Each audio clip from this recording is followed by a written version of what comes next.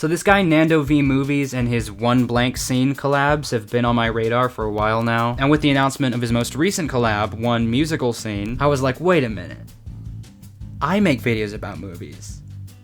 I can contribute. The assignment for this collab was to discuss a movie scene, just one, that uses music in an interesting way. And if you watched my Blue Sky Ranked video, you probably guessed which scene from which movie I immediately chose. I'm gonna be talking about the I Wanna Party scene from Rio, which I unfortunately had to cut most of my thoughts of from the other video because it was already like an hour and a half long. But now I have another excuse to talk about Rio, which is an unironically great film that I feel like just not enough people even seem to remember. But anyway, if you don't remember Rio, I should give you the necessary context for this just amazing scene. Our main character is a blue Spix macaw who was abducted from Rio as a baby, plopped in the middle of nowhere in Minnesota, and taken in by a girl named Linda, who named him Blue. Now at first you might be wondering, why would she name him Blue? But there's actually a lot of hidden meaning in the name Blue. See, blue is a color, which also happens to be the color that his feathers are. But, and stay with me here, if you remove the E, fast forward to many years and a few wacky hijinks later, Blue ends up back in Rio, but chained at the leg to this other bird named Jewel. Their relationship does not get off to the best start with the whole chain thing, but also because Blue and Jewel are opposites in almost every single way. Jewel is feisty, adventurous, and brave, while Blue is whiny, nervous, and incompetent. Hi. My name is Blue. You know, like the cheese. With the mold on it. You know, that smells really bad. And I could talk way more about how good the setup of this movie is, and I mean, I already have. So let's move on to the one musical scene.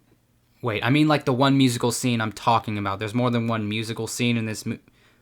You know what I'm talking about. After a while, Blue and Jewel end up at this club for birds, but they don't really want to be here because they just want to focus on getting the chain off and getting the fuck away from each other. But Raphael is like, come on, you're in Rio, you gotta have fun. So now they're here, and Nico does the thing from High School Musical, you know, where he shines the spotlight on them and calls everyone's attention to Blue and Jewel. They don't quite know what's going on, but as Nico starts the song, they let it happen. Let me tell you, every time I come back to this movie and Nico's like, party in the Ipanema, baby. Volume 100. So now the music started, and it's very important that it comes in soft and grows, because the shift from tolerating each other to liking each other that happens over the course of this scene should be gradual. And you really have to understand that up until this point, Blue and Jewel have seen each other as burdens. Blue wants to go back home to live with Linda. Jewel wants to go live in the wild. They've had some conversations, but for the most part, they want away from each other. But this scene is the one that changes everything. Now, the lyrics of this song are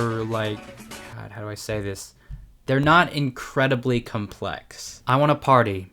I want to samba. I want to party. I want to samba. I want to party and live my life.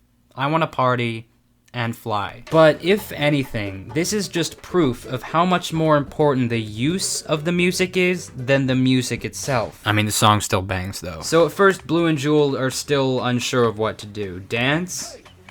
Leave? Stare at each other? But as Blue listens to the words and feels the rhythm, his tail begins to move back and forth. His claws start tapping. Gradual shifts in his behavior. Also, I don't want to get too technical here, but the chords in each measure also contribute to the feeling of gradual shifting. And at the lead up into the chorus, something clicks. Blue gets a flashback and then inexplicably starts crazy dancing. What are you doing? I don't know. All right, Blue. So Blue's finally letting it go. He's finally not holding back long enough to party and samba and live his life. And the word fly in the song coinciding with this moment is especially perfect, because of a major part of Blue's character I neglected to mention. He can't fly. Somehow Linda never thought it was important for a bird to learn how to fly, so he's been grounded his whole life. And in this movie, the act of flying is an important symbol. Because besides the flying thing, what do all the bird characters in this movie have in common that Blue doesn't? Spirit, bravery, courage. The courage to do crazy shit like jumping off a cliff, but also the courage to open up, be yourself. And that's exactly what Blue is doing here, flying.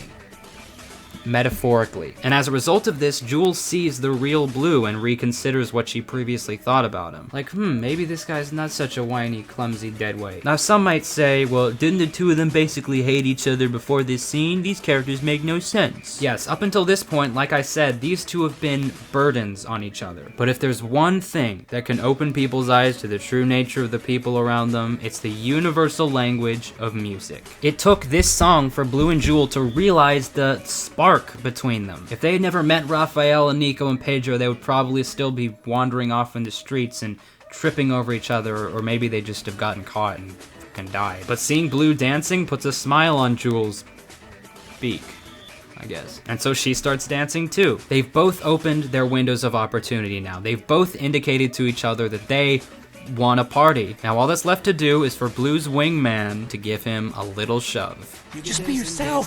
Go on. And when they finally start dancing together, the music starts building like it did before as they circle around each other and start getting into it. And by the time the word fly comes back in the song, they're officially dancing. Hey, hey, hey, hey, hey, hey. So now Blue is spinning Jewel around, he throws her up in the air, and then, and this is like the cherry on top of the cake that is this scene, the loud drums and the loud voices kind of get drowned out a little bit, everything starts moving in slow motion, and then Jewel starts to sing. She doesn't actually sing words, she just kind of vocalizes, but her singing and also her flapping high in the air fills Blue with admiration, and thus both of them have realized their admiration for each other. Jewel now sees Blue as lovable rather than stupid, and Blue aspires to have the qualities that Jewel is displaying. And I think the, not slower, but the flowiness, God, what's the music term? Legato, I think. The kind of more chillness of this part is necessary for us to be able to reflect on this. And also another thing, even though a conflict has been resolved, the conflict of Blue and Jewel not liking each other, a new conflict is introduced right here in this same moment. Once Blue drowns out the pounding of the drums and the shouts of Nico and Pedro, he focuses on the shackle binding them together. And you can see in his eyes he begins to wonder, would it be better for Jewel if I stayed with her or let her go? Because seeing Jewel singing and flying without actually being able to leave the ground just reminds Blue that he's a burden. And meanwhile, Jewel has no idea what Blue is thinking at all. This is a conflict that manifests itself into the inevitable protagonist splitting up before the climax thing. But this subtle introduction of the conflict during the club scene is borderline genius in my opinion. All this development in one scene, and all it took was a little music. Music is what helped push Blue out of his mental rut and allowed him to begin flying. Because, as a wise toucan once said, flying is not what you think up here, it's what you feel in here. Just like music is a crucial part of culture in Rio, it's also a crucial part of this movie. So the decision to kick off Blue and Jewel's romance with a song just feels right. And that's about it for my one musical scene. Hopefully you found something of value in my discussion or felt the need to go watch Rio. If you enjoyed, be sure to like and subscribe, and if you don't, I'll put your child in a cage and sell him on the black market. See ya.